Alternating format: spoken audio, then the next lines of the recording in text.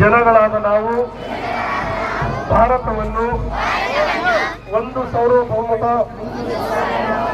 ಸಮಾಜವಾದಿ ಸರ್ವಧರ್ಮ ಸಮಭಾವದ ಪ್ರಜಾಪ್ರಭುತ್ವಾತ್ಮಕ ಗಣರಾಜ್ಯವನ್ನಾಗಿ ರಚಿಸಲು ಮತ್ತು ಅದರ ಸಮಸ್ತ ನಾಗರಿಕರಿಗೆ ಸಾಮಾಜಿಕ ಆರ್ಥಿಕ ಮತ್ತು ರಾಜಕೀಯ ನ್ಯಾಯ ವಿಚಾರ ಅಭಿವ್ಯಕ್ತಿ ವಿಶ್ವಾಸ ಧರ್ಮ ಶ್ರದ್ಧೆ ಮತ್ತು ಉಪಾಸನಾ ಸ್ವಾತಂತ್ರ್ಯ ಸ್ಥಾನಮಾನ ಹಾಗೂ ಅವಕಾಶ ಸಮಾನತೆ ದೊರೆಯುವಂತೆ ಮಾಡಲು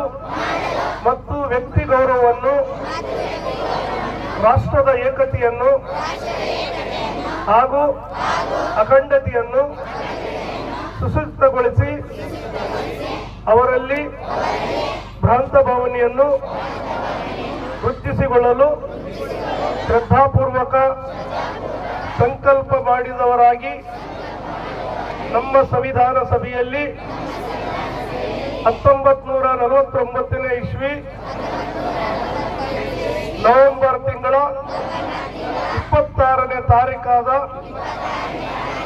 ಈ ದಿವಸ ಈ ಮೂಲಕ ಸಂವಿಧಾನವನ್ನು ಅಂಗೀಕರಿಸಿ ಅಧಿನಿಯಮಿಸಿ ಅರ್ಪಿಸಿಕೊಂಡಿದ್ದೇವೆ. ಬಾಬಾ ಸಾಹೇಬ್ ಅಂಬೇಡ್ಕರ್ ಅವರಿಗೆ ಬಂಧುಗಳೇ, ಈಗಾಗಲೇ